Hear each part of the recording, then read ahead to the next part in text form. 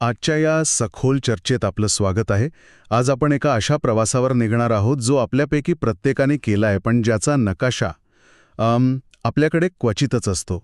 म्हणजे माणूस जन्मतः एक जैविक प्राणी असतो, पण तो एक सामाजिक प्राणी कसा बनतो? आणि याच प्रवासाचा नकाशा शोधण्यासाठी आपल्याकडे काही BEd अभ्यासक्रमातील नोट्स आहेत. आता हे ऐकून कदाचित वाटेल की हे फक्त शिक्षकांसाठी आहे, पण खरं सांगायचं तर यात मुलाच्या जडणघडणीबद्दल इतके मूलभूत विचार आहेत की ते प्रत्येकालाच लागू पडतात. अगदी.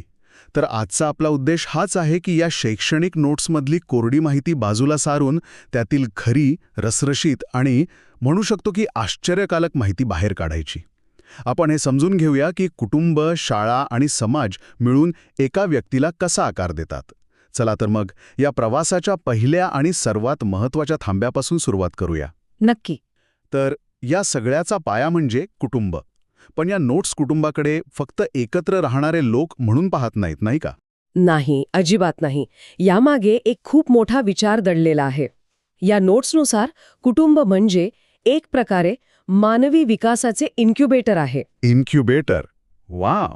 हो, किंवा असं समजा की ही एक हाय स्टेक स्टार्टअप कंपनी आहे जिचं मुख्य उत्पादन आहे एक तयार माणूस. हे खूपच छान आहे. आणि या कंपनीची वेगवेगळी डिपार्टमेंट्स आहेत. एक बायोलॉजिकल डिपार्टमेंट जी नवीन पिढी जन्माला घालतं. एक इमोशनल डिपार्टमेंट जे प्रेम आणि सुरक्षिततेचं वातावरण तयार करतं. आणि मग एक एज्युकेशनल डिपार्टमेंट जे त्या नवीन प्रोडक्टला बेसिक प्रोग्रॅमिंग शिकवतं. अगदी. म्हणजे बोलायला, चालायला, वागायला शिकवतं. आणि हे सगळं चालवण्यासाठी एक फायनान्स डिपार्टमेंट सुद्धा लागतंच. हो, जे आर्थिक गरजा पूर्ण करतं. कुटुंबाकडे या नजरेतून पाहिलं की त्याचं महत्त्व किती अफाट आहे हे खरंच लक्षात येतं. आणि या स्टार्टअपचे पण 2 मॉडेल आहेत असं दिसतंय. एक विभक्त कुटुंब आणि दुसरं संयुक्त कुटुंब. बरोबर. आणि दोन्हीचे फायदे तोटे आहेत. विभक्त कुटुंबात म्हणजे जिथे फक्त आई-वडील आणि मुलं असतात, तिथे मुलावर वैयक्तिक लक्ष जास्त असतं. हो. भावनिक बंध खूप घट्ट असतात. जणू काही एक केंद्रित, एक फोकस्ड ट्रेनिंग कॅम्पच. पण मग याचा एक तोटा असा असू शकतो का की मुलाला खूप कमी लोकांशी बोलायला मिसळायला मिळतं, त्याचं जग थोडं मर्यादित राहतं. अगदी. आणि याउलट संयुक्त कुटुंबात जिथे काका, काकू, आजी, आजोबा, चुलत भावंड असा अख्खा गाव असतो. हो. आणि तिथे परिस्थिती पूर्णपणे वेगळी असते. संयुक्त कुटुंब म्हणजे एक छोटा समाजच. तिथे मूल शेअरिंग, ॲडजस्टमेंट, मोठ्यांचा आदर करणं हे सगळं आपोआप शिकतं. त्याला प्रॅक्टिकल ट्रेनिंग मिळतं. हो, वेगवेगळ्या स्वभावाच्या लोकांशी कसं जुळून घ्यायचं याचं. पण इथे एक धोका पण असतो. तो कोणता? कधीकधी जास्त लोकांच्या गर्दीत मुलाकडे वैयक्तिक लक्ष कमी पडू शकतं. किंवा घरात इतके बॉस असतात की मुलाच्या मनात गोंधळ उडू शकतो. म्हणजे आजी काहीतरी वेगळं सांगते, आई वेगळं. आणि काका वेगळंच. कोणाचा ऐकायचा हा प्रश्न मुलाला पडू शकतो. त्यामुळे दोन्ही मॉडेल्सची स्वतःची आव्हानं आहेत. म्हणजे कुटुंबाचा आकार आणि प्रकार हा मुलाच्या सुरुवातीच्या ऑपरेटिंग सिस्टीमवर थेट परिणाम करतो. ही ऑपरेटिंग सिस्टीम तयार झाल्यावर मूल जेव्हा घराबाहेरच्या नेटवर्कशी कनेक्ट व्हायचा प्रयत्न करतं तेव्हा पुढचा टप्पा सुरू होतो. या नोट्समध्ये त्याला एक छान शब्द दिलाय, सामाजिकीकरण. सामाजिकीकरण. हो, ही खूपच रंजक प्रक्रिया आहे. याला आपण असं म्हणू शकतो की ही समाजाच्या गेमचे नियम शिकण्याची प्रक्रिया आहे. गेमचे नियम. छान. जन्मावेळी मुलाला काहीच माहीत नसतं. त्याला फक्त भूक, झोप, आराम एवढंच कळतं. पण हळूहळू ते शिकतं की समाजात वावरण्यासाठी काही नियम आहेत, काही अपेक्षा आहेत. या नोट्समध्ये मानसशास्त्रज्ञ हरलॉक यांचा एक विचार मांडलाय. त्यांनी थेट व्याख्या नाही दिली आहे, पण एक सुंदर कल्पना मांडली आहे. हो, हरलॉक यांचं म्हणणं असं आहे की सामाजिक विकास म्हणजे फक्त मित्र बनवणं नाही, तर नाती सांभाळण्यात प्रगल्भ होणं. प्रगल्भ होणं म्हणजे लोकांसोबत जुळवून घेणं, मतभेद झाले तर ते सोडवणं, विश्वास निर्माण करणं. हे कौशल्य आहे जे वयानुसार आणि अनुभवानुसार विकसित होत जातं. जसं आपलं शरीर वाढतं तशीच ही नाती जपण्याची क्षमताही वाढायला हवी. अगदी बरोबर. आणि हे शिकण्याची साधनं ती तर खूपच मजेशीर आहेत. त्यातलं पहिलं आणि सर्वात प्रभावी साधन म्हणजे अनुकरण. कॉपी करणे. हो, कॉपी करणे. आणि हे इतकं नैसर्गिकरित्या घडतं की आपल्याला कळतही नाही. लहान मुलं म्हणजे चालते बोलते रेकॉर्डिंग डिव्हाइस असतात. ते आपल्या प्रत्येक गोष्टीचं निरीक्षण करत असतात. आपण कसे बोलतो, रागात काय करतो, दुसऱ्यांशी कसे वागतो. हो, हे खरंय. प्रत्येक पालकाच्या आयुष्यात तो एक क्षण येतोच जेव्हा त्यांचं स्वतःचं एखादं वाक्य, समजा थांब जरा मला 1 मिनिट दे फक्त, त्यांच्या 5 वर्षांच्या मुलाच्या तोंडून ऐकू येतं. हो, हो, हो. आणि तेव्हा कळतं की आपलं सगळं वागणं कॉपी पेस्ट होत आहे. हे तर भीतीदायक पण आहे आणि मजेशीर पण. आणि दुसरा साधन आहे शिस्त. आता शिस्त हा शब्द ऐकला की आपल्या डोळ्यासमोर शिक्षा येते. पण या नोट्समधला दृष्टिकोन मला वाटतं थोडा वेगळा आहे. अगदी. इथे शिस्तीचा अर्थ शिक्षा नाहीये, तर मार्गदर्शन आहे. मार्गदर्शन. हो, हे करू नकोस असं सांगण्यापुरतं मर्यादित नाहीये, तर त्याऐवजी असं करून बघ हे शिकवणं आहे. म्हणजे मुलाच्या वागण्याभोवती फक्त कुंपण घालण्याऐवजी त्याला आतमध्ये खेळण्यासाठी एक सुरक्षित आणि योग्य मार्ग तयार करून देणं. आणि यातूनच मुलामध्ये सेल्फ कंट्रोल म्हणजेच आत्मनियंत्रण विकसित होतं. बरोबर. तर कुटुंबाने मुलाला बेसिक प्रोग्रॅमिंग दिलं, त्याला जगाशी कसं कनेक्ट व्हायचं याचे नियम शिकवले. पण मग खरा खेळ तर तेव्हा सुरू होतो जेव्हा मूल प्रत्यक्ष मैदानात उतरतं. हो, म्हणजे घराच्या सुरक्षित वातावरणातून बाहेर पडून. शेजार आणि शाळेच्या जगात पाऊल ठेवतं. बरोबर. आणि यातला पहिला टप्पा म्हणजे शेजार. कुटुंबाबाहेर मुलाचा पहिला सामाजिक संपर्क शेजारी राहणाऱ्या लोकांशी आणि मुलांशी येतो. शेजार हे एक प्रकारे स्वातंत्र्याचं पहिलं ट्रेनिंग ग्राउंड असतं. Training ground. हे इंटरेस्टिंग आहे. कसं काय?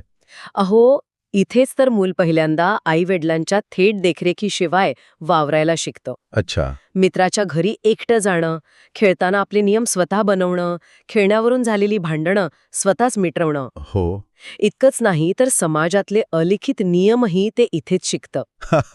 जसं की कोणत्या काकांच्या बागेत चेंडू गेला तर परत मिळत नाही. हो, किंवा कोणत्या काकूंकडे गेले की खाऊ मिळतो. हे तर अगदी खरं आहे. चांगला शेजार म्हणजे कुटुंबाचाच एक विस्तार वाटू शकतो. पण भांडखोर शेजारामुळे जगाकडे पाहण्याचा मुलाचा दृष्टिकोन सुरुवातीपासूनच नकारात्मक होऊ शकतो. बरोबर. आणि शेजारानंतर येतं एक मोठं जग, शाळा. शाळा म्हणजे समाजाची एक छोटी प्रतिकृतीच. इथे मुलाला पहिल्यांदा कळतं की जग किती विविधतेने भरलेलं आहे. वेगवेगळी आर्थिक, सामाजिक, सांस्कृतिक पार्श्वभूमी असलेली मुले एकत्र येतात. आणि इथेच त्याच्या कुटुंबाने शिकवलेल्या मूल्यांची पहिली टेस्ट होते, नाही का? अगदी. तुम्ही खूप महत्वाचा मुद्दा मांडला. म्हणजे कसं? एक उदाहरण देऊ शकाल का? नक्कीच. समजा एका मुलाला घरात शिकवलं आहे की नेहमी नम्रपणे वागावं, मोठ्या आवाजात बोलू नये. पण शाळेच्या मैदानात त्याला कळतं की टिकून राहण्यासाठी कधीकधी आवाज चढवावा लागतो, स्वतःसाठी उभं राहावं लागतं. बरोबर. घरात शेअरिंग करणं सगळ्यात महत्वाचं असतं, पण शाळेतल्या स्पर्धेत जिंकणं जास्त महत्वाचं वाटू लागतं. हा जो संघर्ष आहे. हो, कुटुंबाने दिलेल्या मूल्यांमधला आणि बाहेरच्या जगाच्या वास्तवामधला हा जो संघर्ष आहे, तोच मुलाच्या व्यक्तिमत्वाला खरा आकार देतो. आणि या संघर्षात 2 व्यक्तींची भूमिका खूप महत्वाची ठरते. एक म्हणजे शिक्षक आणि दुसरे म्हणजे मित्र. निश्चितच.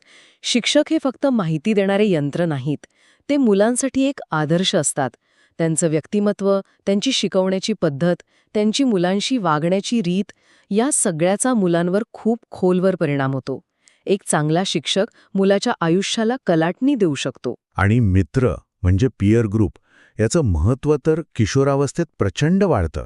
हो, किशोरावस्थेत मुलासाठी कुटुंबापेक्षा मित्रांचं मत जास्त महत्वाचं वाटू लागतं. माझ्या ग्रुपमध्ये मला स्वीकारलं जाईल का, ही त्याच्यासाठी सर्वात मोठी चिंता असते.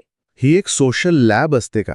हो, अगदी. हा पीअर ग्रुप एक प्रकारे सोशल लॅबच असतो, जिथे तो नवीन सामाजिक कौशल्य शिकतो, स्वतःच्या भावना व्यक्त करायला शिकतो आणि कुटुंबापासून वेगळी अशी स्वतःची एक ओळख तयार करायचा प्रयत्न करतो.